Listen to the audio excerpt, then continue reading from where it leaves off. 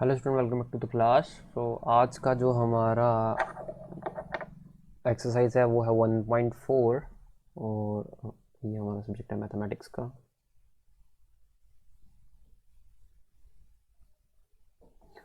और ये हमारा जो चैप्टर चल रहा है उसका नाम है रियल नंबर्स।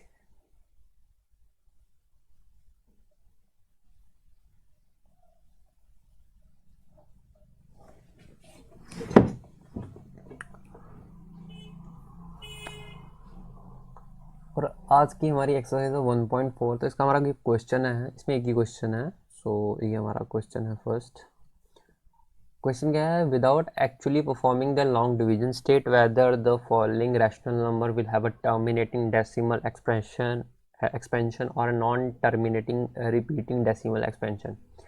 तो इसका मतलब क्या है कहने का कि अगर आप किसी नंबर को डिवाइड करेंगे, सपोज करो आपके दो नंबर हैं, ए बाई बी की फॉर्म में आपकी एक इक्वेशन है, ए बाई बी की फॉर्म में क्यों? क्योंकि जो हमारे हैं रैशनल नंबर्स हैं। तो इसका मतलब क्या आता है कि अगर आप ए को डिवाइड करते हो बी के साथ, तो जो आपका आंसर आए वो एक टर्मिनेटिंग वैल्यू है, वो एक टर्मिनेटिंग वैल्यू है रादर देन कि एक टर्मिनेटिंग वैल्यू है, या तो फिर आपकी जो वैल्यू है वो नॉन टर्मिनेटिंग है। वैल्यू आइदर तो होनी चाहिए टर्मिनेटिंग और दूसरी है नॉन टर्मिनेटिंग।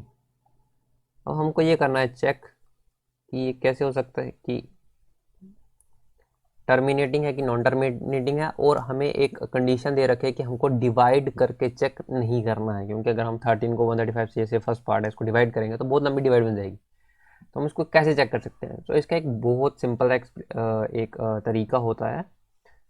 तो काफ़ी सिंपल तरीका है, अगर आपको नहीं पता तो मैं बता देता हूँ। हमको चेक करना होता है कि अगर अगर जो डिनोमिनेटर है इसका वो हमारा होना चाहिए, जो डिनोमिनेटर है हमारा वो होना चाहिए 2 raise to power n into 5 raise to power m की फॉर्म में। अगर डिनोमिनेटर इस फॉर्म में है, if the denominator is in this form 2 raise to power n into 5 raise to m, तो जो हमारा नंबर है, गिवन नंबर है, जो हमारा ये गिवन नंबर है ये टर्मिनेटिंग है। ये जो हमारा गिवन नंबर है ये क्या होगा? टर्मिनेटिंग फॉर्म में होगा if the denominator is in the form of 2 raise to power n और multiply 5 raise to power m।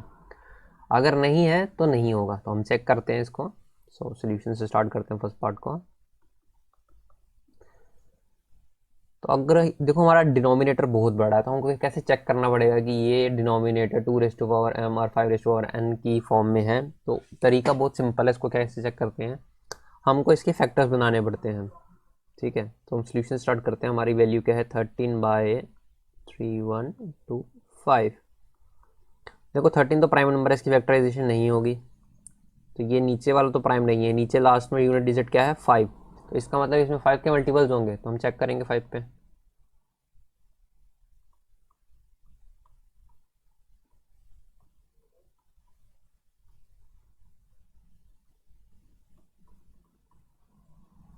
तो हमारा एक मल्टीपल बन गया 5 मल्टीप्लाई है 625। अब हम इसको चेक करना है। चेक करो 625 आता है 5 के टेबल में। यूनिट प्लेस पे 5 है तो 2 के आएगा नहीं, तो 5 पे चेक करते हैं हम इसको।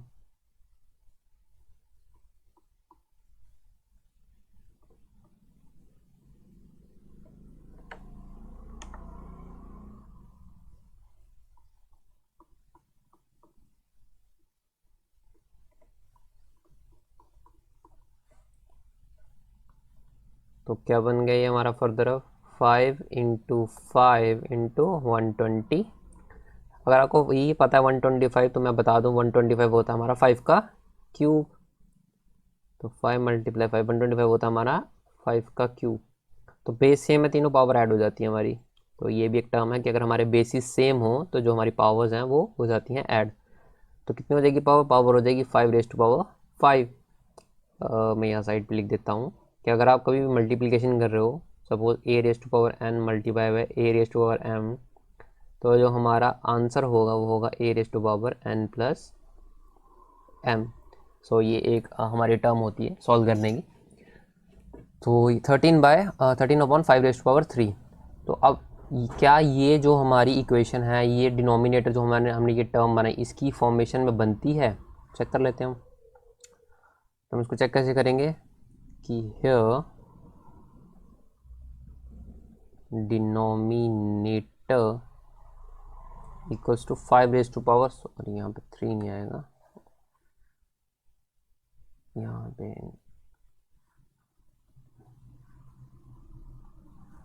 5 रेज टू 5 और जो कि which is of the form 2 raise to power n into 5 raise to power m। अब आप मुझे बोलोगे कि नहीं सर ये पॉसिबल नहीं है, क्योंकि यहाँ पे 2 की तो वैल्यू ही नहीं है कोई, तो 2 रेज टू पावर n कैसे हो सकता है? 5 की तो वैल्यू है, 5 रेज टू पावर m समझ के कि है, जो m की वैल्यू 5 है। तो अगर मैं आपको ये बोलूँ कि यहाँ पे अगर n की वैल्यू है हमारी 0 और m की वैल्यू है हमारी 5, फर्दर रफली सॉल्व करते हैं। हमने बोला 2 raise to power n into 5 raise to power m। 2 की n की वैल्यू कितनी बोल रहे हैं हम? 0 है, और 5 की वैल्यू कितनी है? m की वैल्यू है 5। एनीथिंग पास 0 इक्वल्स टू 1, और ये हमारी यही फैक्टर, यही वैल्यू हमारी दोबारा से बन जाएगी, एनीथिंग पावर 0 इक्वल्स टू 1। तो यहाँ पे हमने ये प्रूव कर दिया कि जो डिनोमिनेटर है वो हमारा किसकी फॉर्मेशन में है? 2 raise to power n into 5 raise to power m। So जैसे मैंने बोला था आपको, the rational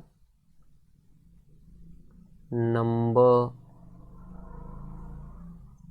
13/3125 as a terminating decimal expansion।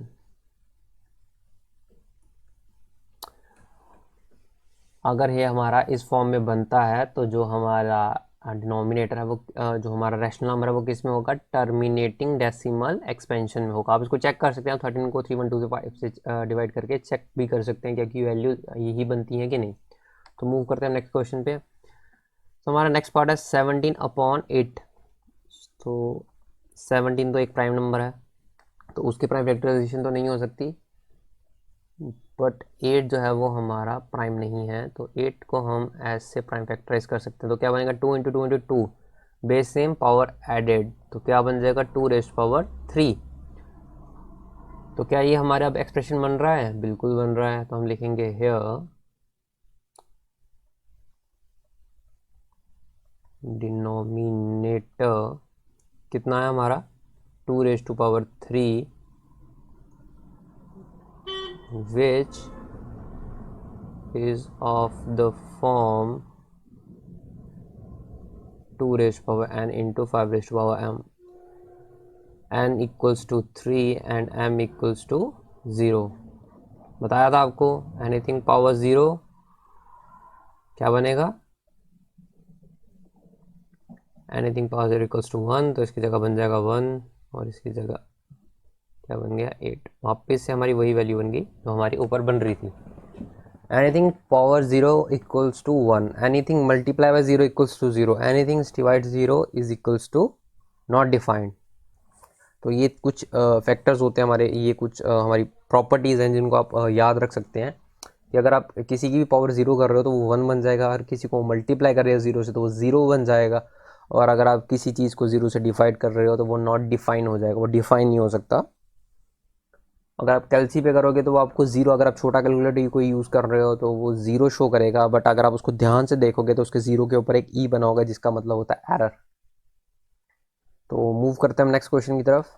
सो हमारे पास जस्ट हमें नीचे लाइन लिखनी थी इस क्वेश्चन में, तो हमने यहाँ पे तो प्रूव कर दिया। हमको इसके नीचे एक जो हमारी लाइन थी वो ये थी कि so that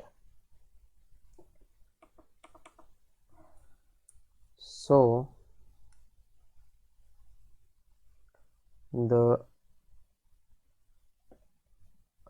rational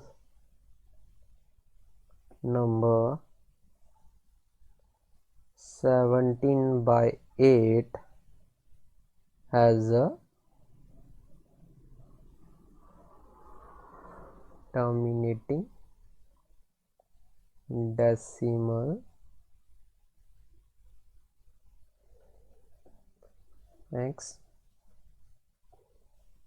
expansion। Move करते हैं नेक्स्ट पार्ट पे। दोबारा से चेक करेंगे क्या नीचे वाला हमारा प्राइम फैक्टराइज हो सकता है, तो हम यार यहाँ पे साइड पे इसको प्राइम फैक्टराइज करते हैं। कितना ये 445। देखो लास्ट में जो नंबर है वो हमारा और नंबर है, तो 2 के टेबल में तो नहीं जाएगा, 3 में चेक कर सकते हैं हम। 4 5 9 एंड प्लस 5 14। तो मैंने आपको जैसे बताया था कि अगर आपको कभी चेक करना है कि कोई नंबर 3 के टेबल में डिवाइड होता है कि नहीं, तो आपको उन नंबर्स को करना ऐड, और जो आपका ऐड करके जो सम बनता है आपको उसे 3 से डिवाइड करना है। तो ये बनता है 4 + 5 9 + 5 14। 14 3 के टेबल में नहीं आता, तो मूव करेंगे हम 5 के टेबल में।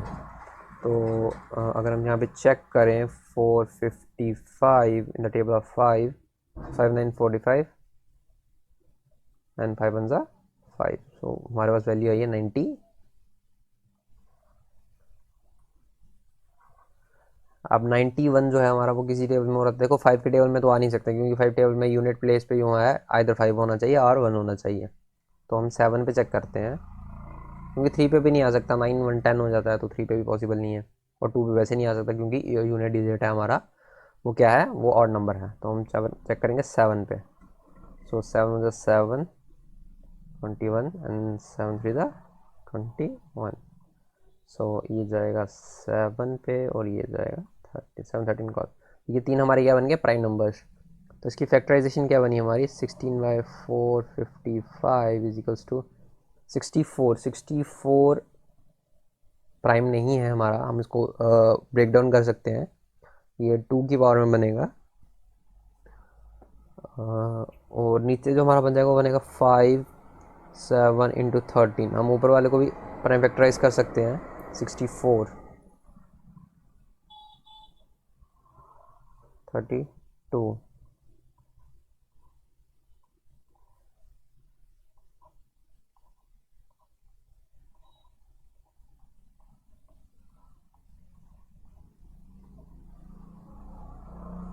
1 2 3 4 5 and 6 means 2 power 6 upon 5 × 7 × 13। हमारा रूल क्या है कि डिनोमिनेटर में, मैं डी डिनोट कर रहा हूँ यहाँ डिनोमिनेटर को, डिनोमिनेटर किस फॉर्म में होना चाहिए, 2n × 5m। क्या ये 2m और 5n में बन रहा है, ये वैल्यू बन रही है, नहीं बन रही। तो हम क्या लिखेंगे, हम यहाँ पे लाइन लिखेंगे, here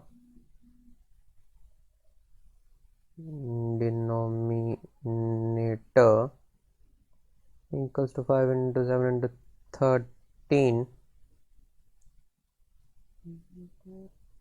which is not of the form 2n × 5m. So the rational number is equals to, कौन सा रैशनल नंबर हमारा, रैशनल नंबर हमारा जो है 64/455 as a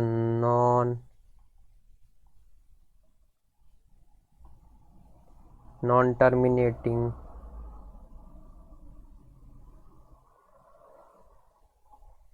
repeating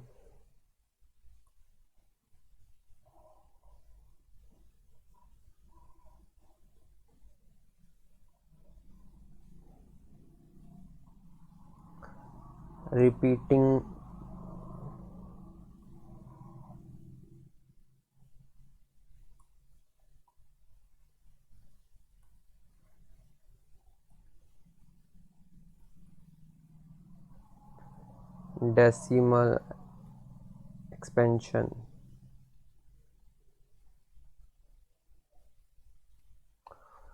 तो यहाँ पे हम कर चुके हैं प्रूफ।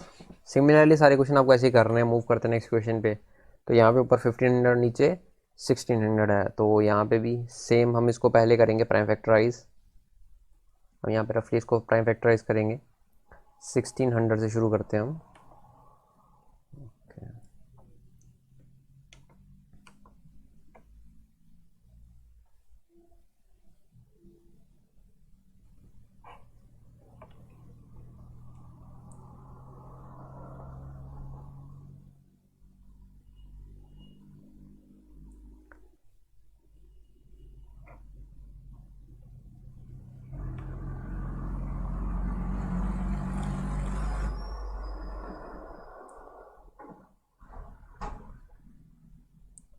800, 400, 2 पे जाएगा, ये बन जाएगा 200। देन इसकी फर्दर होगी 2 पे 100, 2 पे 50, ये बन जाएगा 25, एंड देन ये बनेगा 5 इंटू 5। कितने 2 हमारे पास? 1, ये हमारे पास अगर मैं यहाँ से काउंट करते हूँ 1 2 3 4 5 6, तो हम 15/600 को ऐसे लिख सकते हैं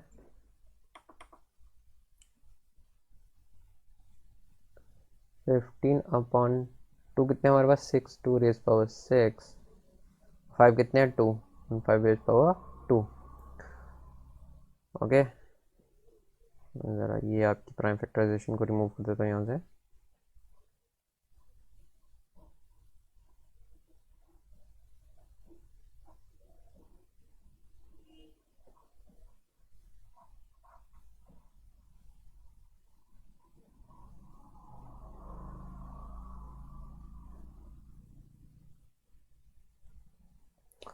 तो ऊपर की प्राइम फैक्टराइजेशन तो ये बनेगी 5 into 3 into 2 raise to power 6 into 5 raise to power 2। आपको कुछ भी कट डाउन नहीं करना है, हमको बेसिकली इसका डिनोमिनेटर जो डिनोमिनेटर दिया है उसको किस फॉर्म में बनाना था, 2 raise to power n into 5 raise to power m है, वो ऑलरेडी बन चुका है।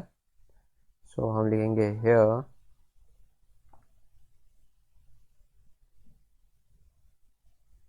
Denominator equals to 2 raise to power 6 into 5 raise to power 2, which of the form 2 raised to power n into 5 raised to power m, where n is equals to 6 and m is equals to 2।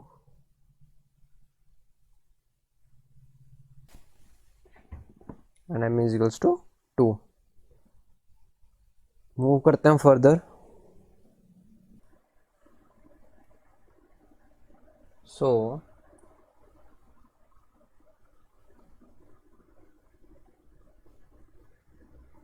the rational number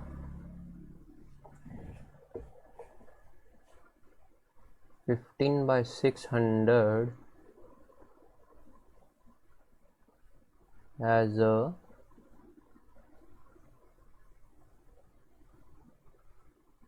terminating decimal expansion, decimal expansion. Okay, move करते हैं next question पे। सो हमारा यहाँ पे next part है जो वो है 29/343। सो सबसे पहले हमको करनी है जो डिनोमिनेटर उसके में करेंगे प्राइम फैक्टराइजेशन। तो वो क्या है? 343। इसकी प्राइम फैक्टराइजेशन क्या है? 3 4 7 एंड 7 3 10। मतलब ये 3 के टेबल में तो नहीं आ सकता, और ना ही ये 2 के टेबल में आ सकता है, तो 5 में भी नहीं आ सकता। अब हम 7 पे चेक करेंगे, तो आई थिंक ये 7 पे भी नहीं आ सकता। 343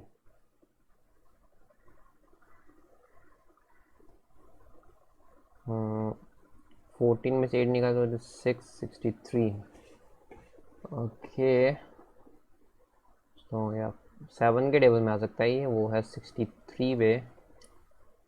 तो 7 के टेबल में आएगा ये 63 पे।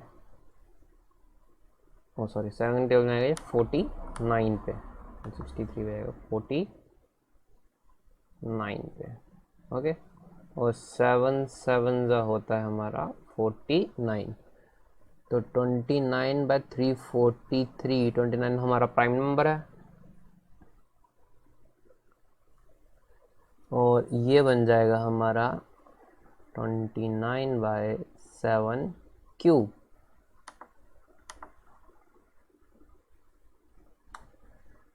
ओके, और हमें नीचे लाइन लिखनी है जो हम सब में लिख रहे हैं, सेम ही रहेगी लाइन कि here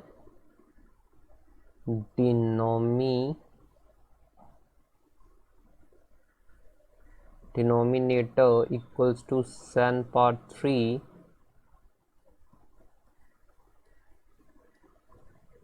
which is not of the form 2 raised to power n into 5 raised to power m, क्योंकि 7 raised to power 3 है, तो हमको क्या चाहिए था, डिनोमिनेटर किस फॉर्म में होना चाहिए था हमारा, वो होना चाहिए था denominator 2 raised to power m into 5 raised to power m। ना ही यहाँ पे 2 है ना ही यहाँ पे 5 है, तो इसका मतलब क्या है कि ये जो नंबर है, ये जो हमारा रैशनल नंबर है वो हमारा आएगा नॉन टर्मिनेटिंग रिपीटिंग डेसिमल में। So the rational number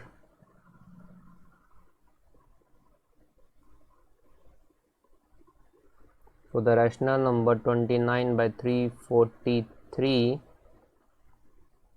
has a non-terminating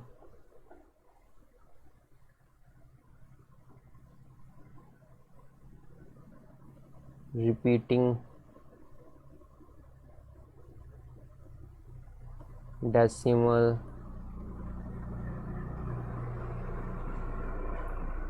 expansion।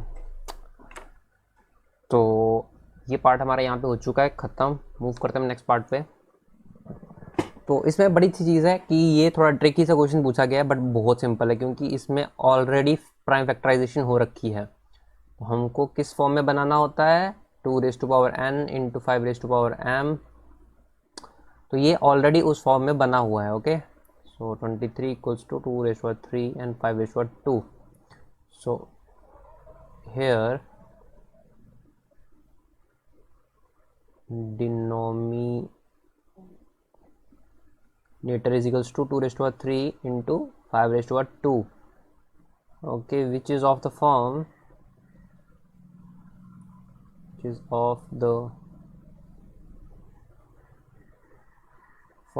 2 raised to power n into 5 raised to power m। so the rational number, which number 23 upon 2 raised to power 3 into 5 raised to power 2 has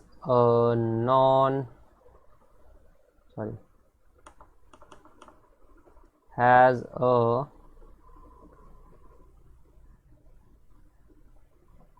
terminating decimal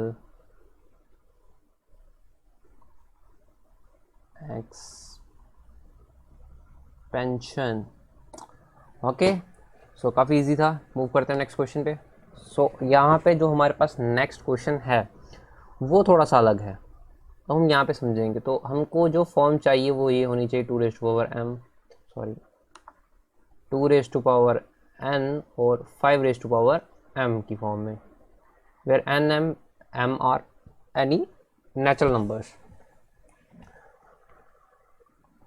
तो यहाँ पे हम देख रहे हैं, अगर ध्यान से देखें तो ये क्या बन रहा है, 2 raised to power 2, 5 raised to power 7 and 7 raised to power 5। हमको 7 की सीरीज़ ही नहीं चाहिए। तो अगर 7 की सीरीज़ हमको चाहिए ही नहीं, हमको 7 में चाहिए ही नहीं उसकी फैक्टर्स, तो ये क्वेश्चन देखते बता सकते हो आप कि ये एक non terminating repeating decimal fraction है।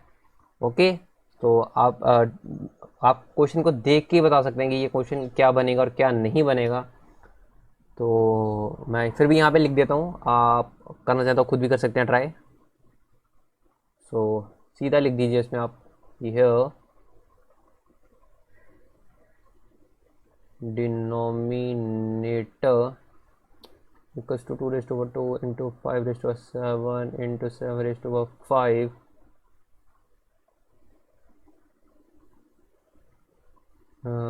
which is not of the form of 2 raised to power n into 5 raised to power m. So the rational number 139 upon 2 raised to power 2, 5 raised to power 7 and 7 raised to 5 has a non-terminating repeating decimal expansion. Okay, move करते हैं next question पे. सो बहुत easy सा question है. 6 raise power 15. तो solution में देखेंगे क्या बनेगा. 6 रेज पावर 15 को अगर हम ब्रेक डाउन करते तो क्या बनता है. 6 रेज पावर इंटू 3 इंटू 5. सो ये हमारी जो एक्सप्रेशन बनती है वो 2 रेज पावर n और 5 रेज पावर m में नहीं बनती है. तो ये क्या है. Non terminating and repeating expansion. Okay, तो हम क्या लिखेंगे. Here denominator equals to 3 into 5, which is not of the form 2 raised to power n into 5 raised to power m. So the rational number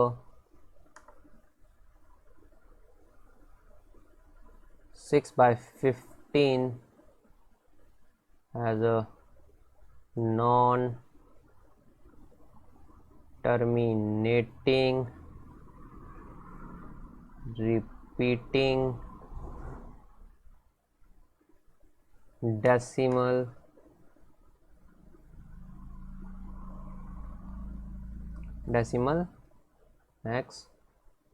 expansion. Okay, move करें next question पे.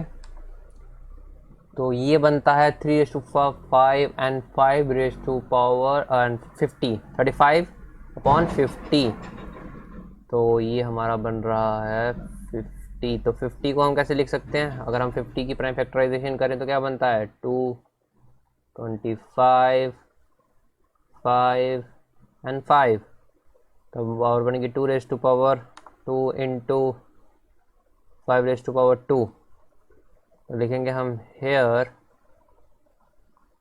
Denominator equals to 2 into 5 raise to power 2, which is of the form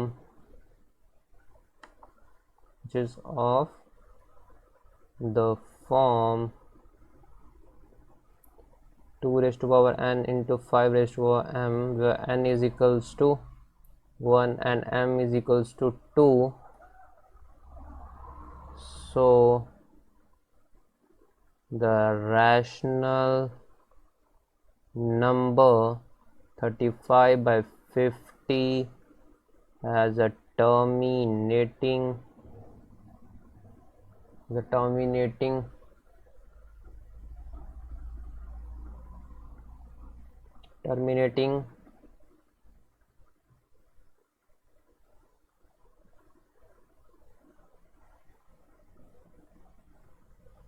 decimal expansion.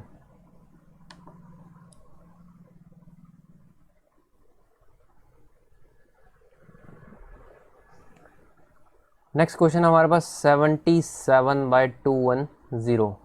सो हमको start किसे करना है. हमको starting सबसे पहले बनाने हैं इसके प्राइम फैक्टराइजेशन 2 से करेंगे तो बनेगा 105. अब 105 हमारा 5 के टेबल में जाएगा. तो कितने पे आता है 105. 21 पे 7 and 3. तो यहाँ पे 7 और 3 आ चुका, तो इसका मतलब कि ये जो हमारा रैशनल नंबर है वो 2 इंटू 5 इंटू 7 इंटू 3 वो एक नॉन टर्मिनेटिंग है।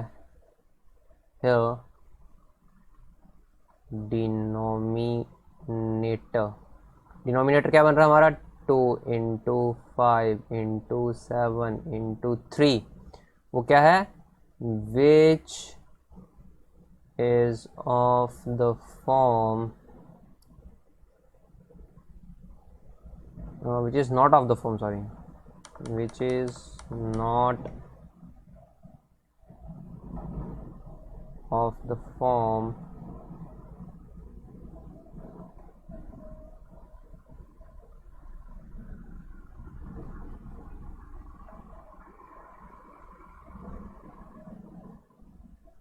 is not of the form 2 raised to power n into 5 raised to power m.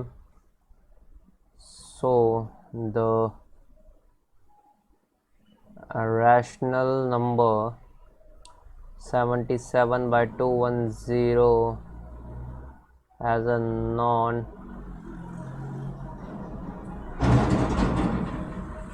terminating repeating decimal fraction. तो आई होप स्टूडेंट्स आपको यहाँ तक सारे क्वेश्चन समझ आ गए होंगे। ये लास्ट क्वेश्चन था हमारा इस एक्सरसाइज का 1.4 का। तो यहाँ पे आपका जो रियल नंबर है वो पूरा का पूरा हो चुका है कंप्लीट। पिछली जो क्लासेस हैं उनके सबके आपको लिंक नीचे डिस्क्रिप्शन में मिल जाएंगे, क्लास के पार्ट के साथ, एक्सरसाइज के साथ आपको वीडियो का लिंक मिल जाएगा। तो ये एनसीईआरटी के सारे टेक्सचुअल क्वेश्चन थे, मैंने सबके आपको क्लियर आंसर्स बताए हैं। और अब हम मूव करेंगे हमारा नेक्स्ट चैप्टर के साथ। तो तब तक के लिए बाय बाय स्टूडेंट्स, मिलते हैं नेक्स्ट क्लास में। Bye bye.